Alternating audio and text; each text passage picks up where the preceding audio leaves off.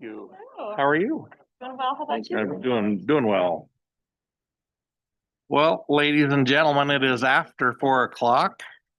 I'd like to welcome you to the February 10th Redevelopment Agency and City Council joint work session. Let the roll call reflect that all council members / board members are present. And first item is to review our agenda, and you can see it's not very long today. We really only have the minutes, and then Board Member Myers, you've got those, right? And then we've got the reports from the administration concerning the fiscal year 24-25 annual report. Any questions about those before we move on? Okay. Then public comment, and that's a pretty short meeting today. So the first item on our work session agenda is our Ogden Downtown Alliance annual report. We have Reed Thompson here. Welcome. Thank you, everybody.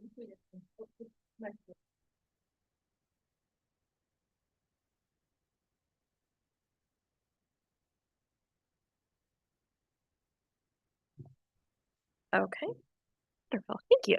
Get it. All right. Well, thank you, everybody, for the invitation to present the Ogden Downtown Alliance 2025 annual report to you all.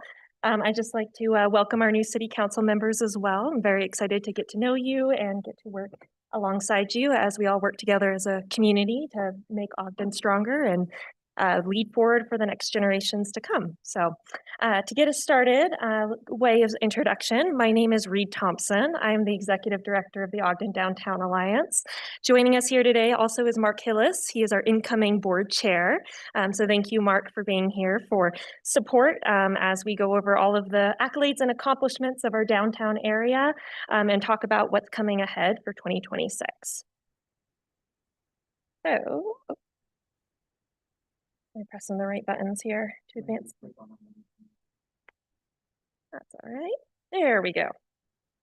All right. So as we get into this, I'd love to do a little refresher about the Downtown Alliance and our mission and the work we do. By means of introduction of myself, I moved to the greater Ogden area with my family who was in the military, relocating to Hill Air Force Base as a young teenager, and bought my first home in Ogden in 2015. Started here to really build roots, and one of my goals at the time was to live, work, spend, and play all in one community. It took me multiple years after that to make that dream come to reality, and that finally happened for me after about a decade working in business and in publishing and education, marketing, and sales, and had the opportunity to join the Goal Foundation, which is another nonprofit organization I'm sure you'll be hearing a report from soon if you haven't already, making my way over into the Ogden Downtown Alliance. So we are a 501c3 nonprofit organization committed to increasing economic vitality and community vibrancy throughout Ogden's Central Business District. We support local commerce through placemaking, destination marketing, focused community programming, and events. We create and promote a dynamic epicenter for arts, entertainment, and cultural experiences in Ogden's downtown. So the Downtown Alliance is celebrating our I'm going to move this little window for you there. So we are celebrating our 10-year anniversary as an organization this year. But as you see from some of the events programming we do, a lot of these events and programs have been around for a lot longer than the Downtown Alliance. As we look forward to what our next 10 years look like, we've been working with Ogden City's administrative team to align our mission and our vision and our funding with what is in our master plan that you all will be reviewing here shortly or are in the process of reviewing to make sure that our downtown programming is in alignment with what the strategy and the overall strategic goals of Ogden City. Our 6 pillars that we currently work under are events and arts programming to provide opportunities to local artists and musicians through all of the signature events that we produce. Marketing and placemaking, which helps us attract residents and visitors to downtown and activate public spaces that we see throughout the different districts of our downtown area. Business support and coordination with Ogden City CED. We work to help be that liaison between our business owners and Community and Economic Development Department in Ogden City to make sure that businesses are involved and the community is involved in these processes and planning, as well as have the communication and the resources they need to be successful. So I think we can all agree here that economic vitality hinges upon the support of our local businesses. And that is a huge economic strategy that we have here in Ogden that the Downtown Alliance works to promote and see be a successful part of our metrics. A frequent question that I get asked and would like to answer in ahead of being asked is, how does the Ogden Downtown Alliance funded? As through this last year, I've been working and communicating with other downtown alliances and downtown business improvement districts all across the US to learn more about how are their downtown alliances funded. What are we doing really well at? Where are we succeeding in Ogden, and where can we use a little bit more support? So as you can see here, one of the areas that was important to us this year to better capture is our in-kind support. These are non-tangible dollars that if they were not being provided as an in-kind service to us, we would be having to pay for. And so incorporating that into our funding breakdown here, you can see that a lot of our sources of our income are tied to the special events we produce and the fundraising efforts that help us make those events happen. So that's through special events income, grants, contracts, sponsorships and donations, and in-kind support. What makes us different than a lot of other downtown alliances is that we do not collect membership dues from business owners in the Central Business District, and we do not receive funding through a business improvement district or through any kind of special area tax assessment. So essentially what we're doing here in Ogden is working with about a third of the funding sources and mechanisms that other downtown alliances are doing. But what you'll see here in the next couple of slides is that our events are far greater and far more of a tourism attractor and a generator of economic impact for our community than what we're seeing in even communities that are much larger than Ogden. So as we go through this master planning process and as we work alongside all of you, I would love to put all of our heads together to see what we can do to make sure that we have a strong downtown alliance that can support our local businesses, as well as continue to produce these spectacular signature events that we know the community loves to see. I'd also like to take a quick moment to acknowledge and thank our annual partner sponsors and our community partners who help make the magic happen. A huge thank you to Ogden City and Weber County Ramp, particularly, who are major funding sources that help support the work that we do alongside our corporate partners, Intermountain Health, Weber State University, Swire Coca-Cola, Admiral Beverage Pepsi, Althea, and Bank of Utah. In 2026 coming up, we have a big slate of signature events, including Farmers Market Ogden that has 3 seasons, winter, summer, and fall. We are currently in the winter market season as we speak. So I encourage you all to visit us from 10 a.m. to 2 p.m. on Saturdays at Union Station through the end of February. And our summer market season, which we're most known for, kicks off on May 23rd, which is Memorial Day weekend. We also, throughout the summer, produce multiple other signature events, including the historic 25th Street Car Show that will be on Friday, June 5th this year, the Ogden Arts Festival, which will be on July 18th and 19th, Dogden, which was a fun new event that we released this last year as part of the Farmers Market. That will be on September 12th, the last day of the summer market. And Harvest Moon Celebration, which is September 19th. And that is our bridge between the summer season and the fall season of our farmers market, as well as the the ODA Town Hall meetings that we host quarterly for our business owners and community leaders that are held in January, April, July, and October. I won't read all of this to you due to time, but you do have the slide decks as well as a printed copy in front of you. And in short, what this sums up is my passion and belief in the work that we do as a Downtown Alliance, as well as what we do as a community here in Ogden through community partnerships that uplift our neighbors and support a thriving downtown, as well as the importance of localism and how our money recirculates through local wealth 2 to 4 times higher with dollars that are spent here locally in our community with small businesses than those that are spent outside of our community or through online retailers. We'll also see here through some of these next slides the immense amount of growth and record-breaking attendance that we saw in 2025 events, and some of the great impacts as well as some new challenges that we have faced because of more people coming downtown and supporting these events in our local economy here. Okay, I love this slide because it does kind of put at a very high level all of the indicators and some of the things that we track here as a Downtown Alliance to understand what is our impact socially as well as economically here in our community. Through our partnership with Visit Ogden, we work using Placer AI, which is not a people tracker. It is a algorithm, and I'm saying that for Sarah as well as anybody else who uses this data. It is an algorithm that tracks cell phone usage and data to help us get a general sense and idea of how many people are downtown, where are they coming from, where are they going after. And what we're seeing is that throughout, on average, throughout all of our events, about 60% of the people are coming from Weber County and the surrounding areas, and 40% of those people are coming from outside of Weber County. Some of these events, we even are drawing people from out of state, over state lines to Ogden, particularly the car show and Ogden Arts Festival are the two that we are able to track the most out-of-state attendance for. But we're also seeing a lot of income coming from Davis and surrounding counties and Cache County, as well as far down from 2-hour drive radius coming up to the farmers market. That is bringing local dollars in to be spent here in Weber County and in Ogden City, and helping boost our economic impact number, which you see here is an estimated $5.4 million through these events and programs.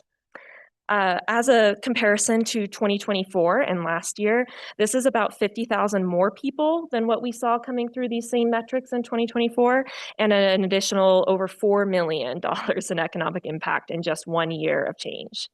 So in short, a lot more people are coming downtown to these events, and a lot more is continuing to grow and happen. And we've had some record-breaking days this year that we'll discuss here shortly in some of our signature events. In addition to that, we also are a SNAP and EBT retailer through Farmers Market Ogden, where we distributed over $42,000 worth of produce incentives to low-income households through the farmers market that helped recirculate here in our market and provided local healthy food to fill the bellies of our families here in Weber County. We also supported over 428 artists, entertainers, and performers with paid opportunities and provided 620 hours of free entertainment to our community through our events and programs.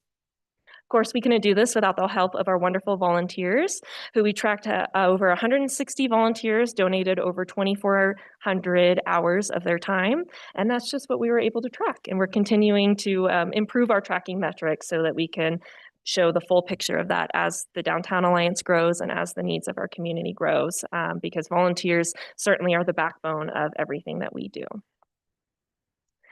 In addition to these metrics, because we know a lot more about the events than often what we talk about of the work that the Downtown Alliance does, beyond that, we host quarterly town hall meetings where we work to support our business owners and connect them with the resources that they're looking for. So these are more informative of here's what you need to know if you're operating your business in downtown and what's going to impact you in the next couple of months.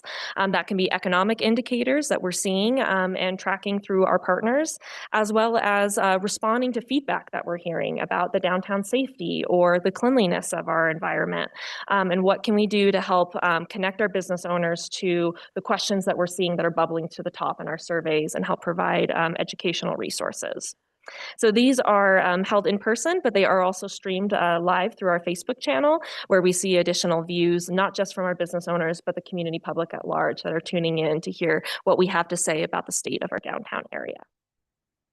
We also participate in the National Main Street America program through the Utah Main Street Chapter, which is part of the Utah SHPO office, which is the Historic Preservation Office of the state of Utah.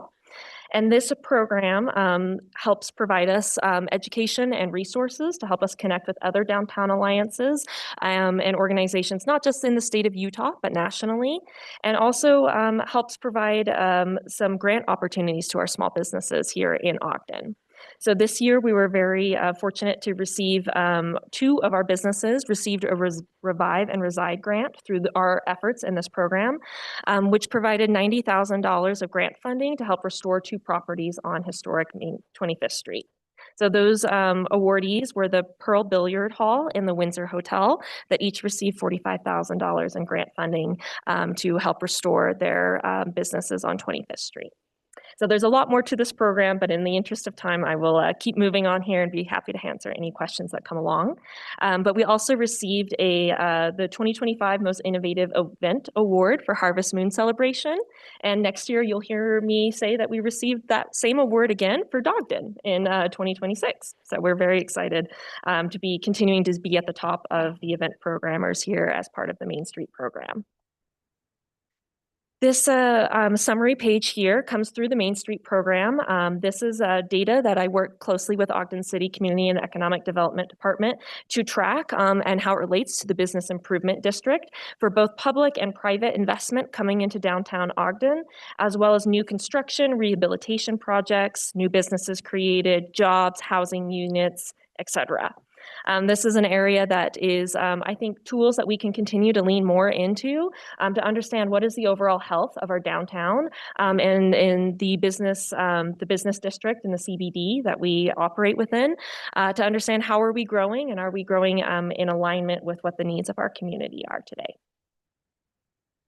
With the Downtown Alliance, we also work in marketing and communications on behalf of the community, running 11 of some of the most notable social media accounts that help people know what's going on in Ogden and where to be and how to connect with your local businesses.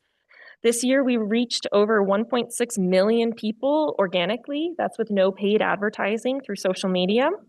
And we also responded to a community ask and need from our business owners to have more communication. So we relaunched 2 newsletters this year. The ODA newsletter, which is a monthly business owner focused newsletter, and a weekly farmers market newsletter for our farmers market community that would like to know what's going on downtown through the market and other events that are happening at the same time. So if you come from a marketing background, you will see these average open rates are well above normal and standard. I've worked in marketing for a long time, and it is pretty incredible to see 55% and a 63.2% open rates. And we're excited to see these marketing newsletters continue to grow and see that communication avenue is working and our community is responding well to the information that we are putting in front of them. We also do a lot of PR for on behalf of the community in the city, as well as part of our own events and operations that we do, highlighting our historic 25th Street and our Main Street in downtown, as well as signature events such as Farmers Market Ogden. So you can see here a list of some of the press coverage and accolades that our downtown has earned this last year, as well as one of our favorite ones, which is for 4 years running, we have been voted #1 farmers market in Utah here in Ogden. So that is a great accolade that we'd love to continue to keep, as well as a 3rd best Main Street through Public Spaces survey last year in 2025. So through a lot of this effort, we end up being a lot of times kind of that community ambassador for Ogden and for the downtown area and helping connect people to those resources. Outside of our events programming, we have programs and campaigns that run to help support downtown shopping during the holidays with Trick or Treat Street, Small Business Saturday, and Window Wonderland, as well as some pop-up programming to help elevate and add vibrancy to areas that don't get as much love, such as the Junction with Downtown Poetry Rock and Beats and Brushstrokes, which was held at the Dumpke Arts Plaza last August. This image right here is to remind myself to breathe, which is what I remind myself every Saturday when I walk through crowds just like this. This incredible image here was from opening weekend of the Summer Farmers Market Ogden season last year, where we had over 21,000 people come to the farmers market. This was a historic record-breaking day for the Downtown Alliance, for as far as we can track, as well as for multiple brick and mortar businesses on 25th Street and vendors in the market. So we opened the season with huge attendance numbers, a lot of spend coming downtown, and a lot of local support for our small businesses, which was incredible to see. What it takes to put on an event of this large is an enormous amount of effort. Our staff arrive at 5 a.m. on 25th Street, and it's about an 11-hour workday to complete, start to finish, everything that needs to happen to operate the farmers market. Takes 12 people minimum, including staff and volunteers, to safely manage vehicle and pedestrian traffic during setup and tear down, which continues to be a challenge that we face as more people are coming downtown and staying downtown. It makes the operations needing more resources and effort to create a vibrant area. We communicate with over 300 vendors, volunteers, musicians, community partners, and business owners every week. Close 7 public streets for 3 blocks on 25th Street, rent 8 to 10 porta potties, hand place over 60 trash cans, contract the main stage, and set up 10 traffic road closure signs, 60 barricades, 18 tents, 100 sandbag weights, 38 A-frame signs, 30 Anaral deck chairs, 12 picnic tables, 4 bike racks, 4 public water stations, and 80 gallons of water. That's why I needed pause before this, because this is a lot of work that it takes to produce this event, and we are incredibly proud to be able to do it for our community. Some of the fun accolades that we also added in 2025 were a partnership with the Goal Foundation to provide free community yoga, as well as a new partnership with the Ogden Nature Center for a Kids Curiosity Corner, so that every day during the market, there's a free kids opportunity and kids activity to add some vibrancy to the park. A free bike valet service to help encourage people to live an active, healthy lifestyle and help with some of our parking constraints and concerns downtown Ogden, as well as shaded hospitality tents. Based on our surveying, people want more shaded areas to sit and to enjoy their food and enjoy the market. So we responded to that by adding some more shaded seating areas this year, working with Sunnyside Party Rentals to make that happen. The Ogden Festival happened on Saturday, September 13th, thanks to a partnership with Althea that we estimate brought an additional 1.2 thousand people to the farmers market that weekend. And we had over 300 dogs that registered to be a part of the dog parade that marched through the market, which was absolutely a wonderful sight to see. And I encourage you all to be there for Ogden next year. So the farmers market alone saw over 230,000 people in attendance and $12.4 million in estimated economic impact. As mentioned earlier, through our food access programs, we served 1,165 customers, distributing over 42,000 in SNAP, Double Up Food Bucks, and Senior Farmers Market Nutrition Program benefits. As an authorized retailer, this helps us support our low-income households in providing fresh, healthy produce and proteins, in making sure that they can support and feed their families and support their local businesses at the same time. We also participated in the Utah Farmers Market Data Collection Project, which helps us all as markets across the state of Utah work with our local municipal counties, cities, as well as the state to understand what is the impact of farmers market in the foodscape all across the U.S. and here in Utah. We also partnered with Waste Less Solutions to divert over 2,000 pounds of rescued food from reaching the landfill and getting that into the hands of hungry bellies who maybe cannot afford to eat food or purchase the higher rates at the farmers market. So that has been an incredible partnership to see grow with Waste Less Solutions as they come and do a gleaning service through all of our food producers and help get that into the appropriate hands to get it distributed back into the community immediately. Historic 25th Street Car Show was also a record-breaking year here. We saw 28,000 people in attendance and over $1.25 million estimated economic impact from this event. This year, our main focus was to make this event economically feasible. In the past, it has been an event that has been a draw on our resources rather than something that equals out just due to the nature and the size of the event. So we added 34 sponsored booths and created a pit zone in the park to provide more opportunities for the community to engage with the public, to make our events more family friendly, and to help balance the economic needs of producing such large scale events that we are now positioned with here in Ogden. The Ogden Arts Festival was a new event for us this year, but not new to our community. So we were very excited as the Downtown Alliance to work with our local arts organizations and leaders to create a vibrant festival and bring back a lot of what the community loved and missed when it went away for a year, as well as put our own new spin on it with additional interactive activities and programming for family-friendly opportunities for all ages, as well as an elevated adult experience through the VIP lounge and brunch offer to cater to all the audiences that come to support and purchase local art. Harvest Moon Celebration was another record-breaking event year for us, where we saw over 35,000 people come down on that Saturday and had over 200 local vendors be a part of the magic. This is our end-of-year summer celebration that is our largest signature event. Includes cultural performances, family-friendly activities, live entertainment all day long. The 25th Street Beer Garden, it's the one day of the year when 25th Street turns into a beer garden, and as well as the fall produce market to make sure that Harvest Moon still has harvest as a part of it, which is something that's very important to us. I would also, before we wrap up here, like to say a huge thank you to our 2025 Board of Directors and the volunteer committees and staff members that helped bring this magic together and make it happen. We couldn't do it without their support and the support of many, many community partners that help elevate the work that we do. A Downtown Alliance staff is very small, considering how large these events are. We have 5 full-time staff members that operate year-round, 2 part-time, and a seasonal team that comes in just for the summer season to help with event production. So as you see through this event and through all of the partners and sponsors that helped make it happen, our events are growing. The needs of our community is growing even outside of the events through the Main Street program and other initiatives that we do here in Ogden.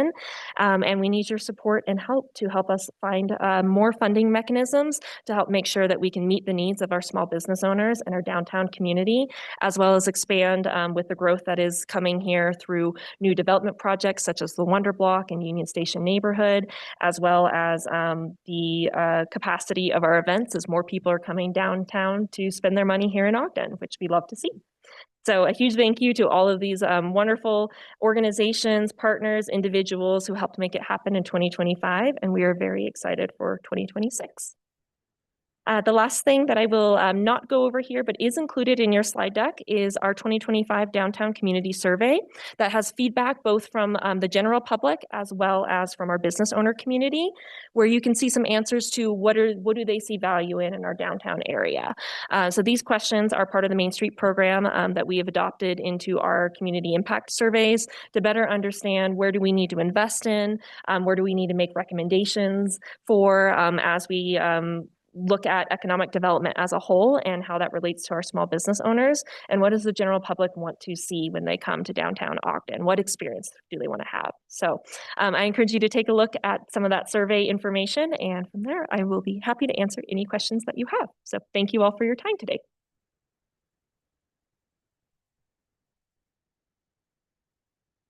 I have a question. Yeah. You answered it in your survey, but I haven't read the survey yet. So my question would be, in the past, some of the business owners on 25th Street feel like it's burdensome to have some of the events on 25th Street. Their actual business kind of drops during some of those events. How do you address those issues with those business owners?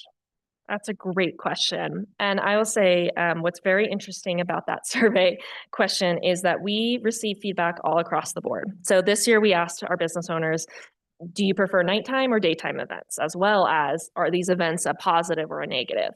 And overwhelmingly, we see the events that are hosted on 25th Street are positive. Most of the business owners are saying, yes, we want this to still happen. However, when you get into that more nuance of are the evening events better or are the daytime events better, it is very split across the board. Some of the business owners say, farmers market is great for us, but things like Harvest Moon and Car Show kill our evening business. Others say Car Show and Harvest Moon are our highest grossing days of the year. And farmers market, we don't capture as much because we don't open till 11 or noon or a little later in the afternoon. So we see a good mix across the board on what people see and where they see the most value of those 25th Street events. But overall, even through those survey responses, the business owners who maybe don't see value on that particular day do still see the overall value and impact of and the importance of having these events as putting Ogden on the map as a destination to come and a place to spend your money, even if they're not eating at that eatery or restaurant on that particular night. It is a good marketing reminder as you have 35,000 people crossing along and seeing your business sign. Overall, those business owners still are favorable of the work that we do on the 25th Street events, particularly because that's what impacts the flow. Overall, the big concern that they have is less about the street closure and more about the impacts of parking and how that relates to people being able to get downtown. So my hopes is that we'll see some more shifts with that with the new Wonder Block parking garage that has just opened, and see how does that impact what the business owner sentiment is across that. Does that alleviate the issue that we're seeing, or do we need to do some further kind of brainstorming on how that impacts everyone? Awesome. Great answer. I do have one other question though. This is just really just very not important, but it's when you go down to the farmer's market, sometimes there are, and it's not Ogden Day, this is Ogden, the farmer's market. There are a lot of dogs there. And some of those dogs are not exactly friendly. I don't know. What do you do about that? Is that a question that you've addressed? Or I took my family down there and all my little grandkids, and there was an experience we had that kind of was a little touchy for a few minutes. Yeah, that's a really hard area to decide what is our role in helping control. That makes sense. We certainly can't ban dogs from the farmers market due to us not having a controlled footprint, because people will be able to kind of come and go no matter what we encourage them to do. We do, however, put out a lot of public signage, and maybe we can increase that as well, to educate the public on what are our expectations if you're bringing your dog downtown, for both the safety of the animals, because often, especially in the summer months, it's very hot on 25th Street. The asphalt can get over 100 degrees when it's 100 degrees in the air. So those are days that we do a lot of public awareness to encourage people to leave their furry friends at home, because it's not safe for them to be there, as well as leash regulations, and more public information about what are you responsible for with your animal, and how do you make sure that everybody is safe at the market. I don't have a great answer for that. Other than that, I'll say that's something that farmers markets all across the U.S. are talking about, and sharing information and resources of what people have found most successful in helping educate the public on what type of conduct we'd like to see downtown to make sure we can continue to maintain a dog-friendly environment and event. Thank you. I was just, one thing really quick. First, the car show was an amazing thing. There were 28,000 people downtown, and then, if I recall correctly, you turned things over, and the next morning you opened farmers market with another 20,000 people downtown, which is just an amazing lift. Congratulations to all you guys have done. It's really something. As it pertains to, I heard you talk about volunteers during farmers market, and you could use more. And this city kind of runs on volunteerism. And before I moved here, I registered as a volunteer with Goal, and I don't know what their mission is around supporting other organizations in the downtown with their resources around volunteers. Have you had a conversation with other community partners around getting some help around your need for volunteers? And has that been successful? Absolutely. We work really closely with Goal Foundation and leveraging their connections and resources, particularly for the single day signature events like Car Show, Harvest Moon, and Arts Festival. What we find with farmers market is it is a completely different animal in a lot of ways, because it's 22 weeks long. And a lot of the volunteer needs we have for the farmers market are really paid labor positions more so than a volunteer. We're talking lifting, 50, 60-pound sandbags and barricades, closing public streets, handling some really tough conversations with community members often on whether they can or cannot sell something in the area. A lot of community policing, I guess I'll say, goes into it. So what we find with the farmers market is that is one that needs more paid staff than it needs more volunteer support, just due to the nature of what the ask is and what the help is for. That said, we would love to continue to leverage those partnerships with Goal Foundation and other organizations to help build up that strong volunteer base for our other events. And what we see we need more of is less numbers, but more lead volunteers. So like Goal Foundation has their lead event people, we need a strong leaders in that area. We don't quite need, thousands and thousands of volunteers because we're only a three block footprint rather than a 26-mile footprint. And so that's something that we have found is something we need to figure out in-house and utilize and leverage their support to help us build that in-house so that we don't overwork so many of the wonderful community leaders that are already donating a lot of their time to that foundation or to other organizations and institutions. We need to find the next generation of lead volunteers and help train and cultivate them. So as a community, we're all ready for the Olympics and for all of the volunteer needs that we know will come along with that in the next 8 years. Thank you. I am curious how you conduct the surveys, because just looking over it briefly, for the general public, there's 67 survey responses collected. And then for the businesses, there's 30 responses collected. Mm-hmm. So how does that process look? That is a great question. Currently, this survey is something that I just decided needed to happen last year. And so our team is figuring out how to make that happen. We don't have a lot of resources to put up behind it to do a door knocking or more of a formal survey to where we're getting a bigger picture. So what you're seeing the feedback from these are the people that are paying attention to what's happening downtown through the Downtown Alliance. These are people that saw the survey through our email marketing, through social media, through in-person communication at a town hall.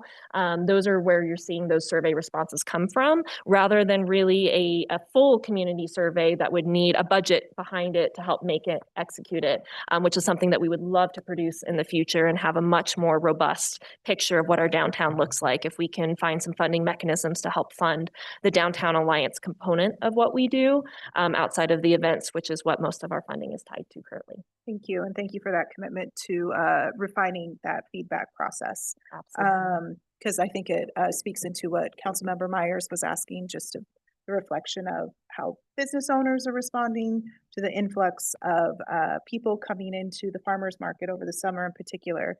And this is a curiosity just within event planning as well.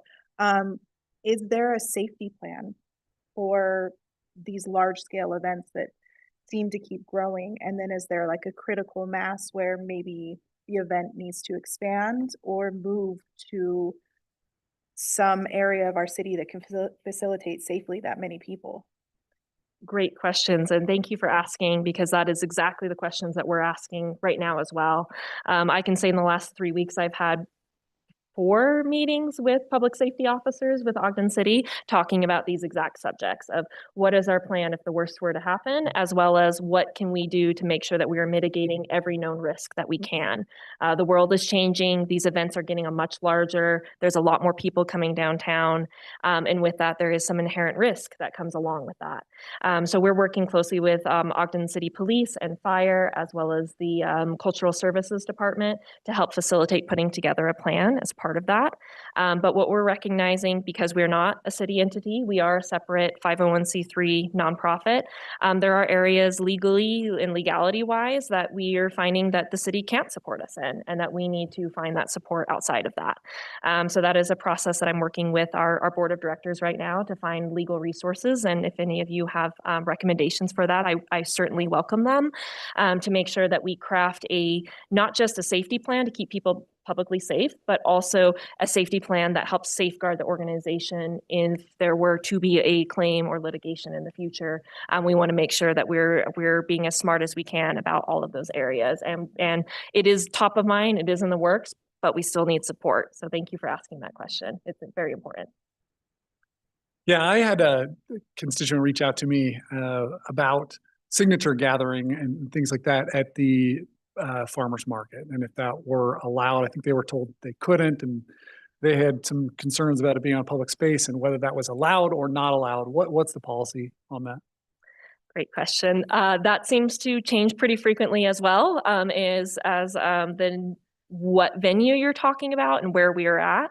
We've just been going through this process with Union Station currently during winter market, especially when there are days when we have protests and other demonstrations and gatherings downtown. We see there's a lot more people who are out either canvassing, signature gathering, or doing other protesting whatever that might be nearby the market and the event, and sometimes within that. So what we've been working on is understanding what rules and regulations as a permitted event do we have to make sure that we do not infringe on anyone's First Amendment rights, and also that we are being consistent in what we're telling everybody, regardless of what they're gathering a signature for, to make sure that it's kind of fair and equitable across the board. So as it stands now, last year, we've been working with Ogden City to figure out, can we have a public zone for that we can demonstrate and communicate to the public, of saying, if you have a signature you'd like to gather or something you'd like to say, here is the appropriate place to do that. Or do we need to have a line drawn around the permitted area and saying, if you're right outside of this line, you can do that, but on this side you can't. It is a murky area that we need legal counsel on, as a separate downtown alliance that operates independently of the city, to make sure that we are following all of the rules to a T, and that we are making sure that everybody has the opportunity for freedom of speech, but that we're kind of preserving and protecting the integrity and the culture of the market and what we'd love to see happening at the market, which is a community gathering space and a little bit of respite from everything that's happening in the world. So that is an ever evolving area that is top of mind, and I'd say I spent probably 60 or 70 hours on that just in the last couple of weeks alone, to make sure that we understand what is our role in that as that continues to evolve, and as kind of the interpretation and the law of how we implement that here in our community as well. So do you feel like there will be a clear policy as we approach, the farmer's market season as it comes up, so we could communicate that better to constituents as you're trying? I understand it's a process and Yeah. there's a lot goes into that, but will we be able to communicate that policy? Yes, and I need help creating it. That's my Okay. answer. So any legal counsel that that might be a great resource for that for us, I would definitely welcome those recommendations. And Ogden City Administration has been as helpful as they possibly can be in those areas, but I recognize that there are areas that are different than how a city municipality can operate, and what we can do as a nonprofit organization, as a downtown alliance. And so we're working through and need more advice on what are the intricacies of those areas to make sure that we're in alignment with overall policies of our community, but that we can clearly explain that to our community, because that is something that has been another stressor on our team this last year, is we are constantly chasing away people that aren't supposed to be there, or communicating with them the appropriate place and where they can be to be a part of the event. And that is a huge stress on our very, very small staff. And so we don't have clear answers, but we're working to get those clear answers, and we need help. We need help to figure that out. Perfect. Thank you. And thanks for all you do. I mean, this report was pretty stunning about the amount of people that are coming down and participating, and the economic impact for our city. So thank you. Absolutely. And thank you all for some really great questions. It's always great to hear that you all are asking some of the same questions that we ourselves are asking, and looking for those opportunities to improve and to make sure that we're creating a safe and welcoming environment for our entire community. So thank you.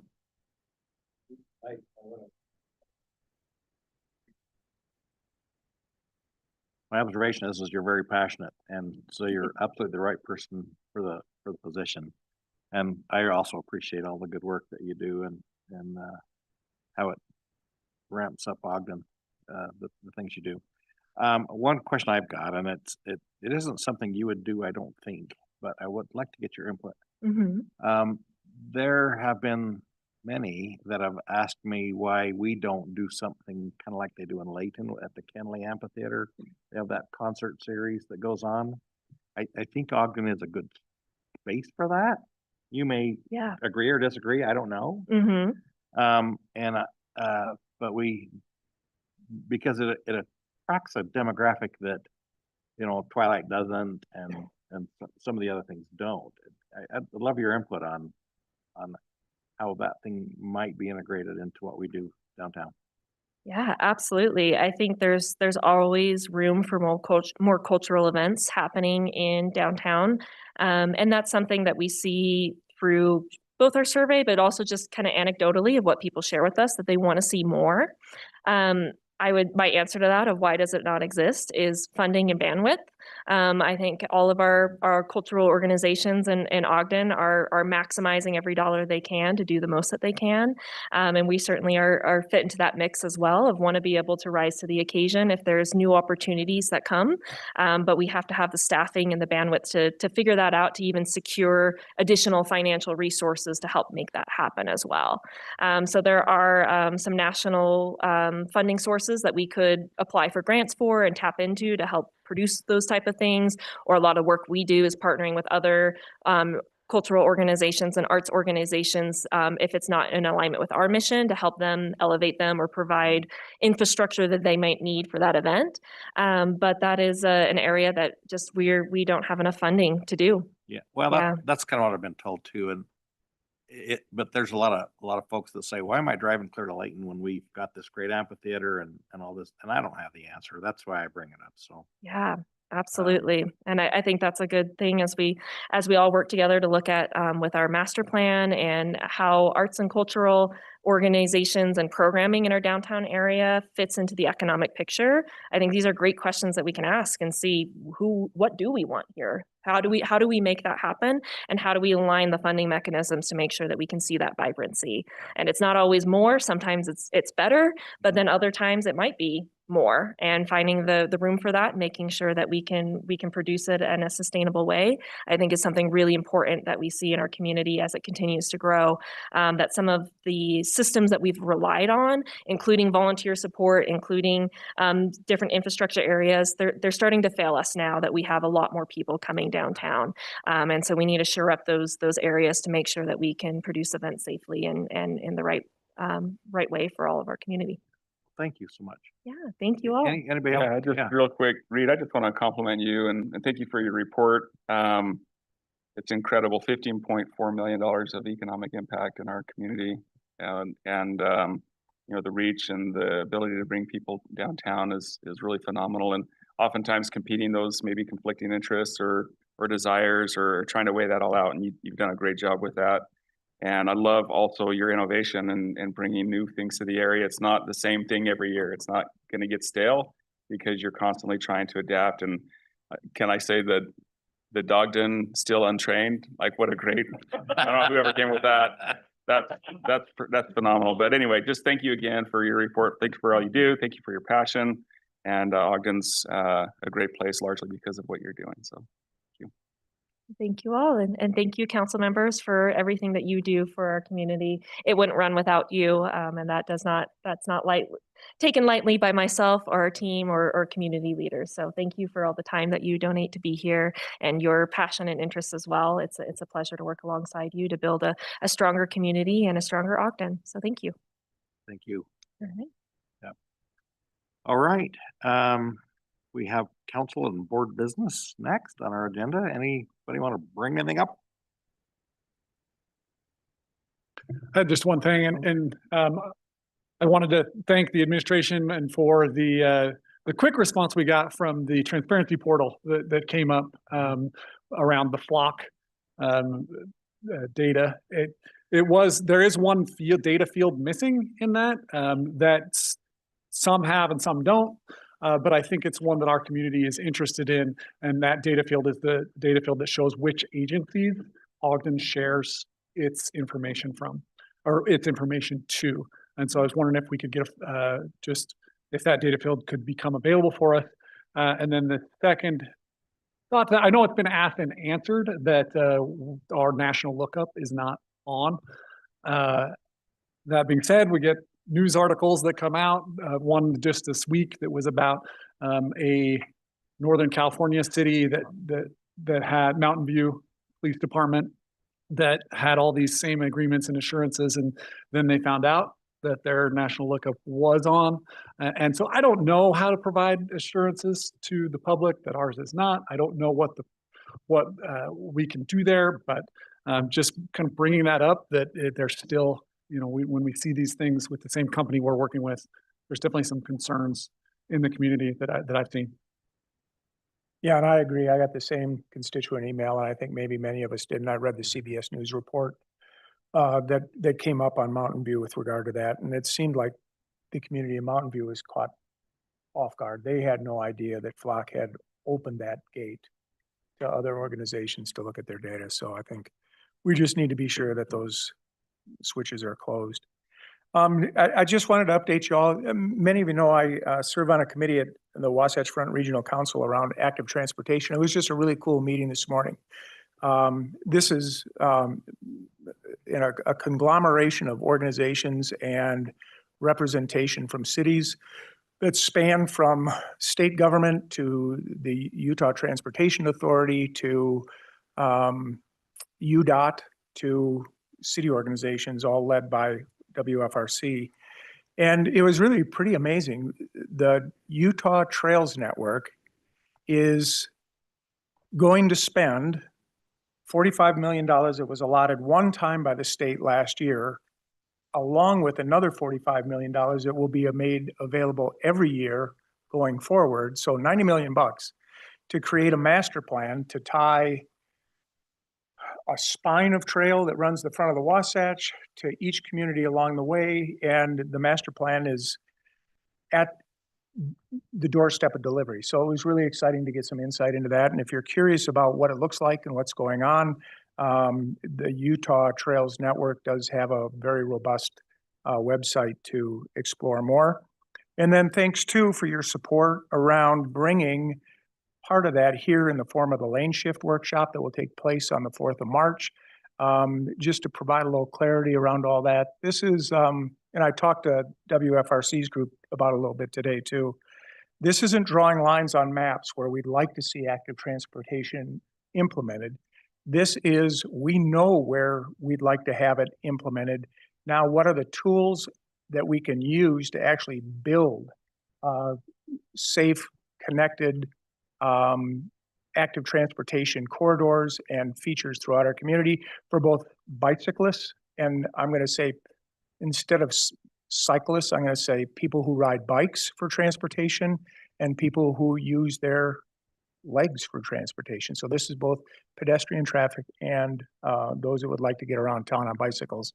And I think it's going to be a very eye-opening workshop on the 4th. So those of you that are attending, thanks for jumping in. And we've got community partners attending, and the administrative side of the equation is also got 10 people that will come.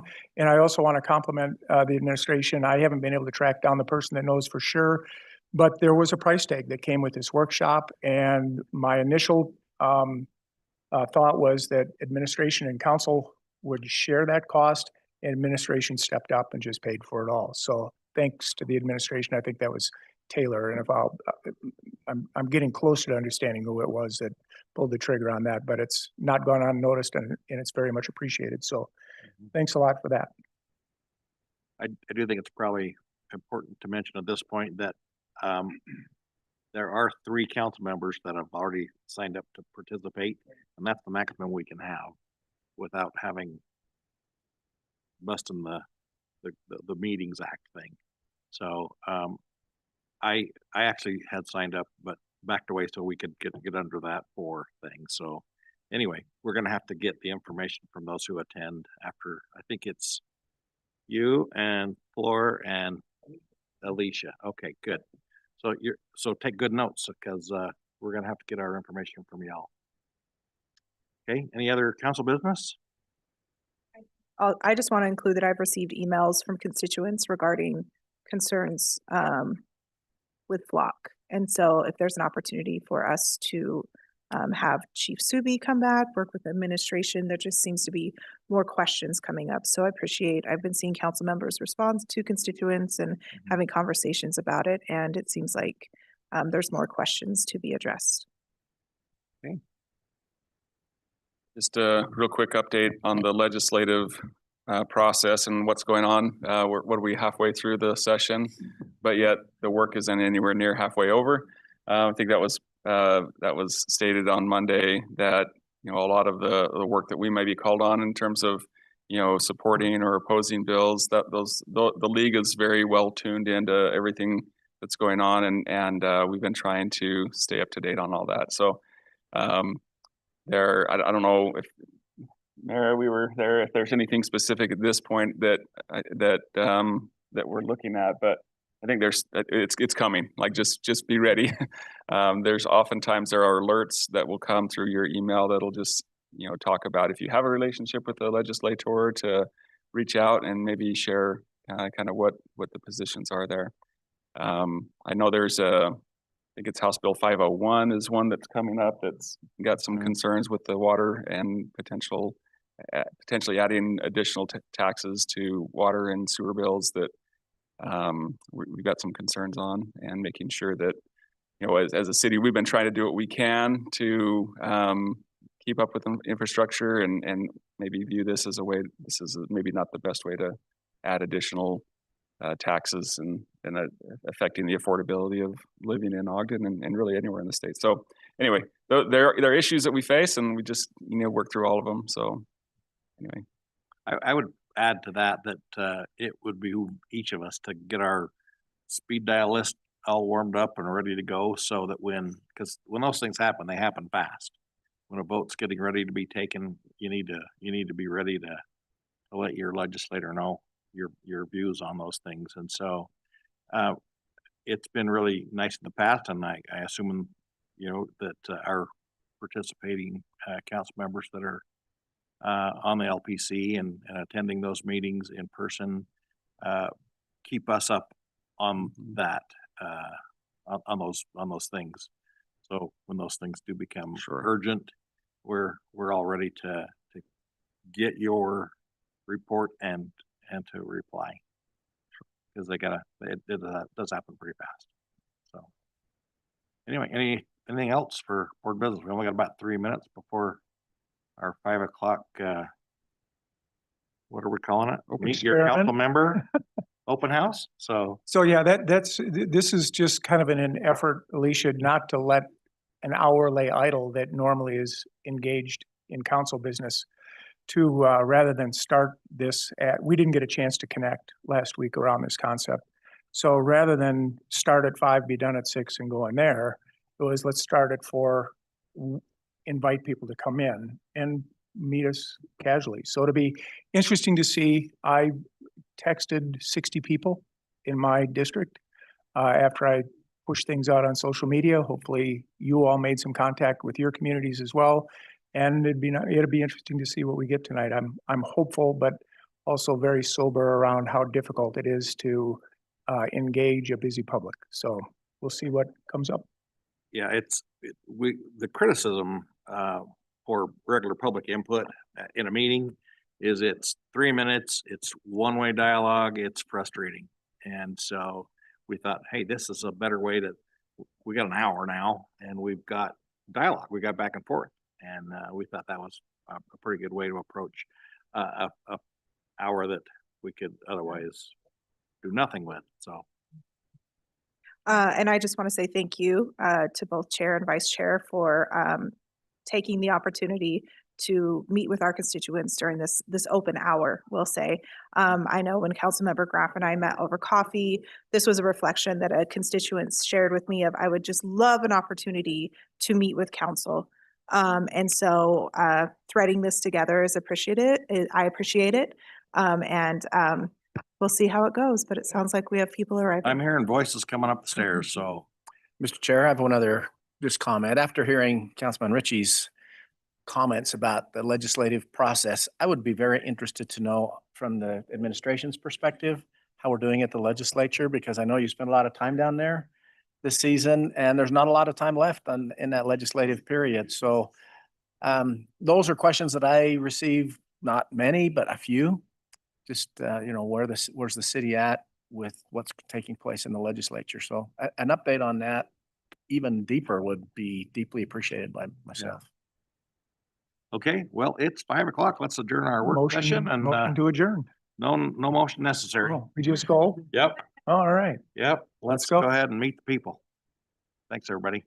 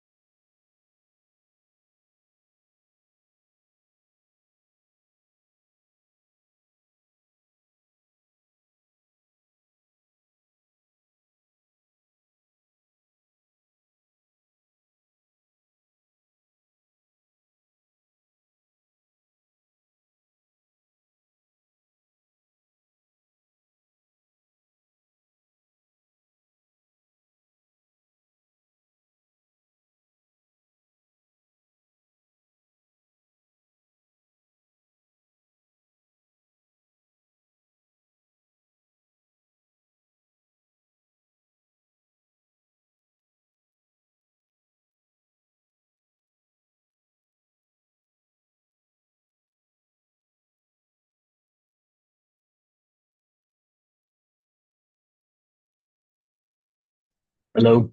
Test, test, test. Test. Testing 1, 2, 3. Brandon, can you hear me?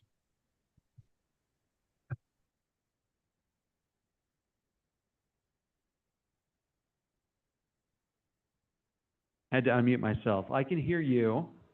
When you speak, do you hear an echo?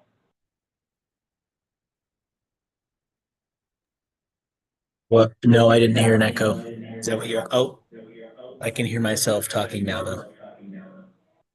Okay. Yeah, it's weird. I don't hear an echo when you're talking, but I'm getting feedback from myself in the chambers. It must be And you're hearing your voice come out your speakers, correct? just a little bit, but yeah, there is an echo.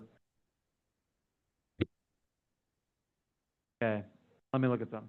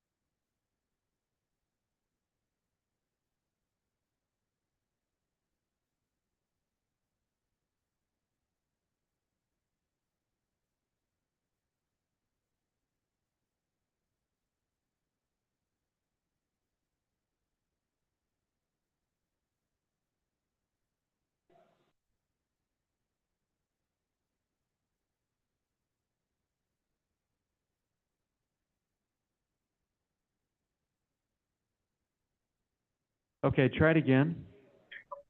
Okay. Can you hear me okay? I think I can still hear myself talking. You Yeah, still I can? can still. Yep. All right, let me adjust one more thing. Cool.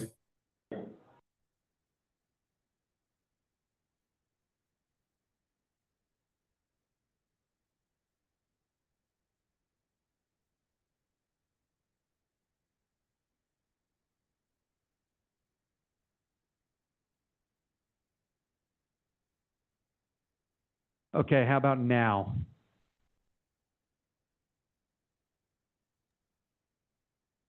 Let me talk and see. Yep, still the same. I can hear myself.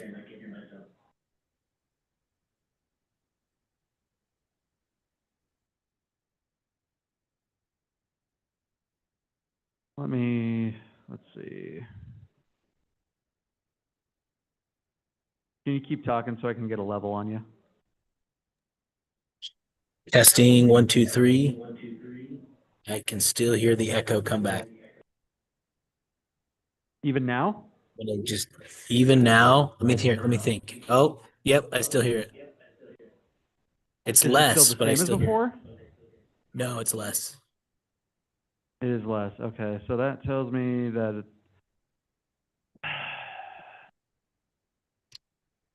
Testing 1, 2, 3. Let me see if I. Oh, yep, I still hear it. Yep. okay, Let me know if you want me just to keep talking, or if you want me to stop talking, or if you want me to, you know, just whatever. yeah, now you're feeding back a little bit in here. It's a little warm in here. Hang on.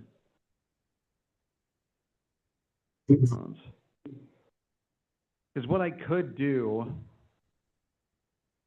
try talking now. Testing 1, 2, 3. Still hear it.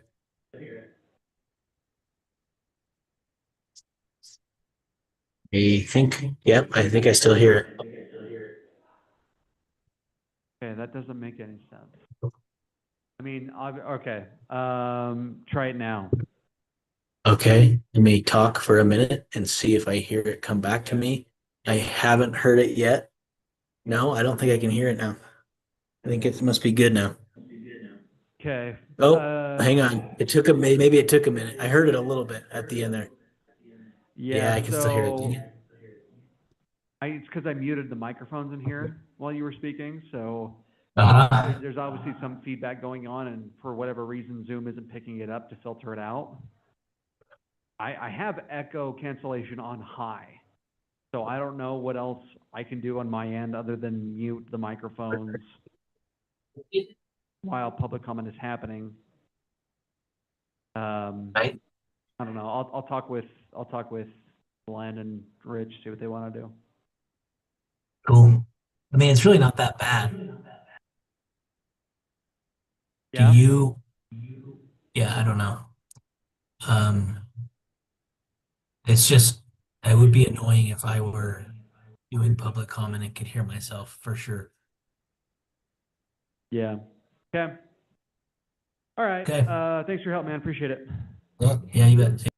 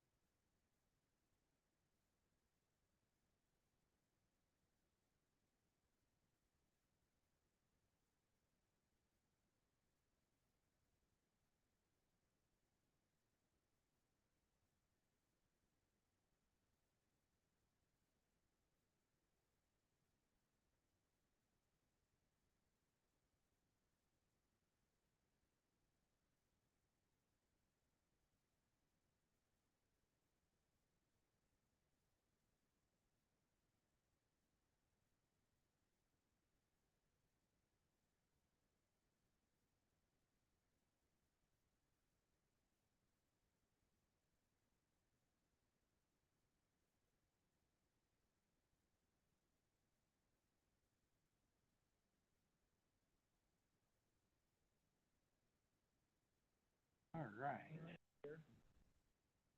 Wow, so I can see again.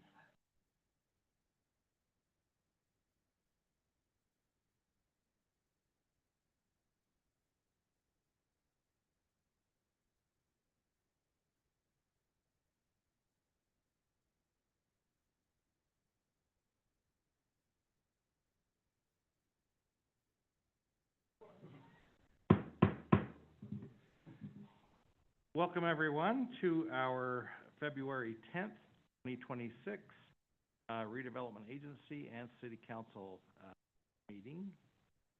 I think this is actually just a redevelopment agency meeting, so let the record reflect that all board members are present. I'd like you to take a minute and silence your cell phone if you've got one.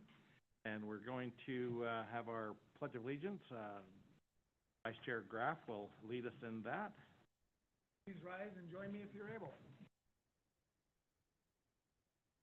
I pledge allegiance to the flag of the United States of America and to the republic for which it stands, one nation, under God, indivisible, with liberty and justice for all. Thank you. If you would now please join us for a moment of silence.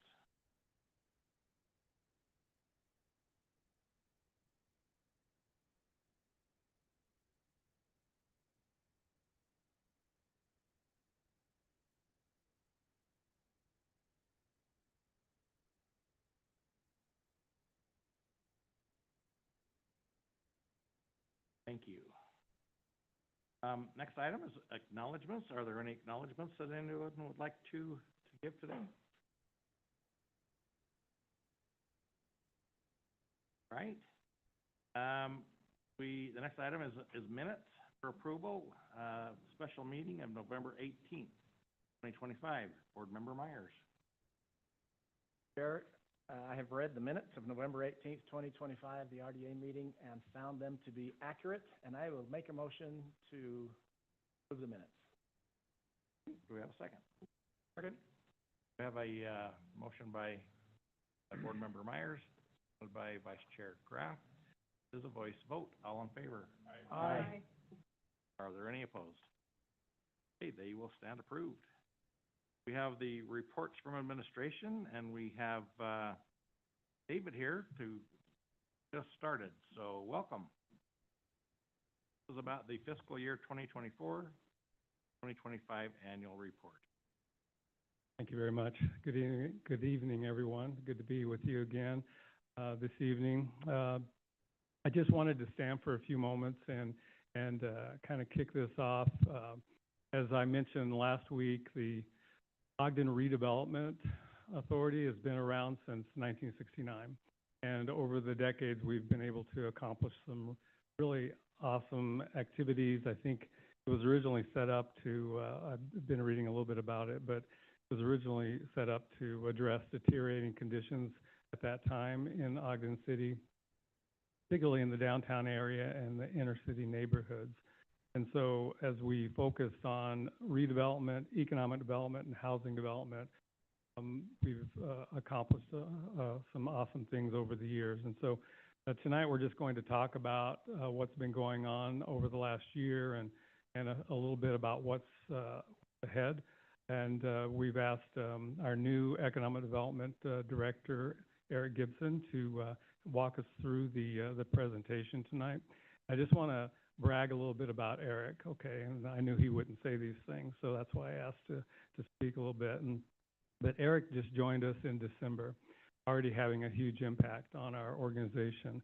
But he joined us in December after about a decade with Better City Organization, and that's if you think of like a city business consulting agency that goes out and helps cities across the country with any and all types of development activities. And so most recently he was serving as vice president of that organization, and he